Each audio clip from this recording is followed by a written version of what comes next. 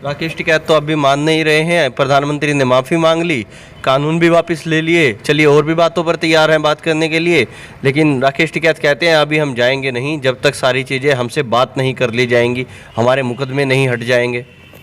नहीं जाएगा कहाँ राकेश टिकैत, कहीं और जगह मिल जाएगी जभी तो जाएगा। कहीं और धरने ढूंढने पे दिल्ली की जगह कहीं लखनऊ में दे दे कोई सड़क पे, कोई और कारण हो जाए वहीं तो बैठेगा। यहाँ सिसोली में क्या करेगा राकेश टिकैत आके? ये भूल गया ना, हो गया।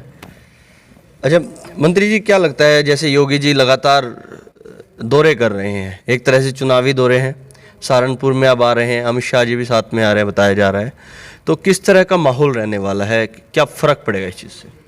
देखिए माहौल तो यहाँ चूँकि अब तो एक हमारे यहाँ मेरठ के बाद कोई यूनिवर्सिटी नहीं थी, सहारनपुर, मुजफ्फरनगर और शामली में, तो उस समय एक बहुत बड़ा उनका योगदान है। सहारनपुर के अंदर यूनिवर्सिटी उन्होंने दी है, उसके शिलान्यास के लिए कल वो वहाँ आ रहे हैं।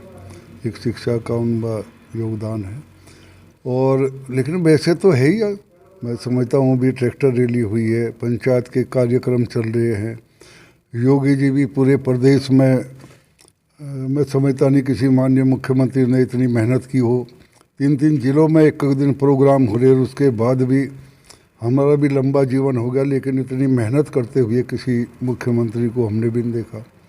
कोरोना का समय आया, पूरा दुनिया के अंदर महामारी फैली, लेकिन योगी जी नहीं रुके एक दिन भी और प्रदेश को कंट्रोल किया। तो उसी उपलक्ष्य में यहाँ सहारनपुर के अंदर उनका कल प्रोग्राम है, और मैं समझता हूँ खूब उत्साह है। हमारे यहाँ से भी करीब 200 बसें शामली से जाएंगी, सहारनपुर से, मुजफ्फरनगर से। तो उसी उपलक्ष्य में वे, चूँकि एक शिक्षा का जो कमी थी हमारे यहाँ सहारनपुर में, मांग चल रही थी बहुत दिनों से यहाँ यूनिवर्सिटी हो, तो कल उसके लिए आ रहे हैं।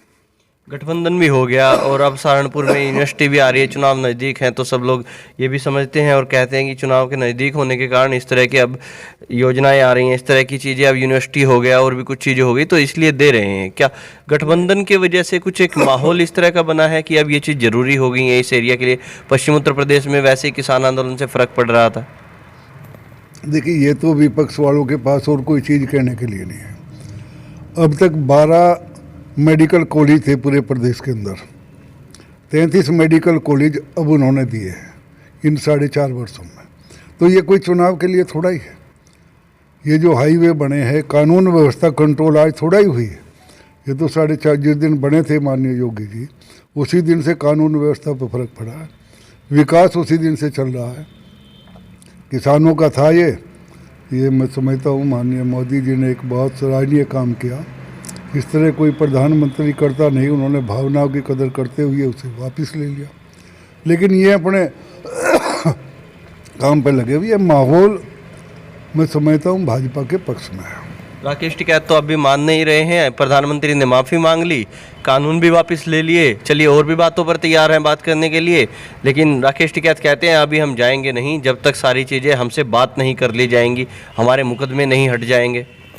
नहीं जाएगा कहाँ राकेश टिकैत, कहीं और जगह मिल जाएगी जभी तो जाएगा। कहीं और धरने ढूंढने पे दिल्ली की जगह कहीं लखनऊ में दे दे कोई सड़क पे, कोई और कारण हो जाए वहीं तो बैठेगा। यहाँ सिसोली में क्या करेगा राकेश टिकैत आके? यहाँ तो नरेश टिकैत घुसने भी नहीं देने का उसे, तो उसे तो कोई जब तक और कोई इशू ना मिले कहीं, और वहाँ अपना डेरा लगाओगा अपना। ठीक देखा नहीं उसकी सेहत का आवरी, मुंह पे ठीक लाली आ रही उसके, तगड़े हो गए हैं पहले, तगड़े खूब मजबूत हो रहा, मुच्छों पे अंठा दे, ठाली करना धरना कुछ। तो ये राकेश टिकैत तो जब चलेगा जब उसे कई हरियाणा वाले, पंजाब वाले, लखीमपुर खीरी गया था, उन्होंने उसे वो मामला समाप्त हो गया। तो वहाँ कोई मामला जमा नहीं, जो वहाँ डेरा लगता हो यहाँ से उठा लेते। तो जब तक कहीं अगला ही जगह नहीं मिलेगी, जब तक वहाँ बैठाई रहेगा। MSP को भी कानून बन जाएगा, उसके बाद कोई और बहाना ढूंढेंगे। इसमें मुआवजा दे दो किसानों को, उसे तो रहना ही है। टिकैत वाला कोई ऐसा इशू नहीं है। मैं समझता हूँ यहाँ किसानों के बीच में हम लोगों की भी बात होती है। किसान इस बात को महसूस करते हैं कि बिना किसी उसके माननीय प्रधानमंत्री जी ने एक जो भावनात्मक रूप से वापस लिए हैं कानून, ये एक बड़ी बात है। जी, आपको क्या लगता है, देखिए आप यहाँ पर रहते हैं, लगातार यहाँ से लोग आपको सम्मान देते आए हैं, विधायक आपको बनाया है, यहाँ पर जाट भी हैं और जाट बहुत ज़्यादा संख्या में यहाँ पर हैं। और ये जो किसान आंदोलन था उससे एक पश्चिम उत्तर प्रदेश में फ़र्क पड़ा था, जाटलैंड बोला जाता है। और राकेश टिकैत का भी कहीं ना कहीं देखिए जाट हैं, वो भी लोग समाज के बात भी मानते हैं। तो क्या लगता है, आप तो प्रधानमंत्री जी ने वापस भी ले लिए कानून, माफ़ी भी एक तरीके से मांग ली, जो जाट हैं, जाट किसान हैं, उन पर क्या फ़र्क अब नज़र आता है? आप भी देखता हूँ, मैं गांव-गांव घूमते रहते हैं, जाते हैं, लोगों से मिलते हैं, क्या जो जाट लोग हैं वो वापस आते नज़र आ रहे हैं भारतीय जनता पार्टी की तरफ, या नहीं अब तो जयंत चौधरी को देख रहे हैं या फिर गठबंधन को देख रहे हैं? देखिए, जाट कोई किसान के मुद्दे पर नहीं है, ये मैं समझता हूँ भावनात्मक रूप से जयंत चौधरी को जाट की नज़र है।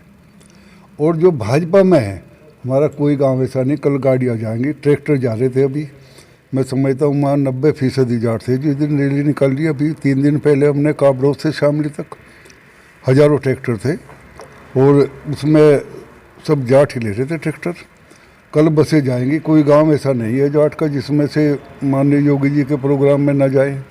तो ऐसा नहीं, उनका जो पार्टी के लोग हैं, हमारे मंडल के अध्यक्ष भी हैं, हमारे और भी लोग हैं और हमारे साथ जुड़े हुए लोग भी हैं हर गांव में, वो सारे भाजपा के साथ रहेंगे। वो बात ठीक है कि उनकी जयंत चौधरी के प्रति भी एक हमदर्दी है। चौधरी अजीत सिंह के जाने के बाद थोड़ा उनका सॉफ्ट कॉर्नर है, जाएंगे उधर भी। लेकिन मैं समझता हूँ मेन प्रभाव पड़ेगा कैंडिडेटों का भी। कैंडिडेट कौन कौन मैदान में आएंगे, किस कैंडिडेट का किस कम्युनिटी पे क्या प्रभाव है, वो उसका भी अंतर इस चुनाव में रहेगा यहाँ पश्चिम में। चलिए, कैंडिडेट की आपने बात की, एक आखिरी सवाल के साथ ख़त्म कर देता हूँ। शामली में मामला बना था, आप थे यहाँ पर, चेयरमैन बना लिया, ब्लॉक प्रमुख बना लिया आपने, ज़बरदस्ती बनाया है, सबको पता है। गाइडलाइन, एक लाइन अलग से बनाई, जहाँ पर यहाँ के विधायक थे वो अपनी लाइन बना रहे थे। उनसे मैंने सवाल भी किया था, जो तालमेल आपस में बिगड़ा हुआ था, क्या वो सुधर गया है? क्या वो तालमेल जो आपका विधायक के साथ तेजिंदर निर्वाल किसी और को समर्थन कर रहे थे, ये जो यहाँ के ब्लॉक प्रमुख हैं उन्होंने बताया भी बखूबी, मैंने उनसे जब बातचीत की, तो क्या वो तालमेल अब सुधर गया है क्या? क्योंकि एक ट्रैक्टर पर मैंने आपको देखा साथ में, जो ट्रैक्टर रैली थी उसी पर तेजिंदर निर्वाल बैठे हैं, उसी पर आप बैठे हैं। नहीं, तालमेल तो कोई राजनीति में कोई परमानेंट तालमेल ना बिगड़ता ना सुधरता। लेकिन यहाँ हम लोगों का तो मानना ही है, चूँकि यहाँ टिकट का मामला हाईकमांड जिसका करेगा, हम लोग तो क्योंकि अभी अभी पार्टी ने नई जिम्मेदारी भी हमें दी है माननीय योगी जी ने, तो जिसे भी कैंडिडेट बनाएंगे, इन्हें रखें या जिसे भी रखेंगे, हमारी तो जिम्मेदारी है उस प्रत्याशी को चुनाव जिताने का प्रयास करेंगे, चुनाव जिताएंगे। तालमेल रहे ना रहे वो अलग मैटर है, लेकिन बड़ा मुद्दा है पार्टी ने जो जिम्मेदारी दी, हमारी भी अपनी जिम्मेदारी है, हम उसमें उसका पार्टी को जिताने का काम करेंगे। कल कितनी भीड़ सहारनपुर में हो सकती है? आपने देखा होगा अभी माननीय मोदी जी और योगी जी जेवर में थे, कोई संख्या का हिसाब नहीं था। मैं समझता हूँ कल भी वहाँ 200 बसें तो यहीं से जा रही है, सहारनपुर का है, सहारनपुर में खूब जागरूकता आ रही है।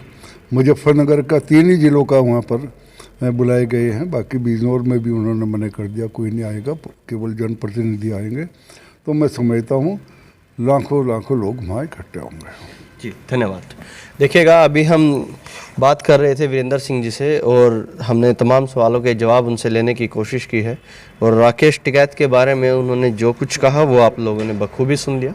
मैं हूं रोहित शर्मा, आप देख रहे हैं हिंदुस्तान 9। जय हिंद।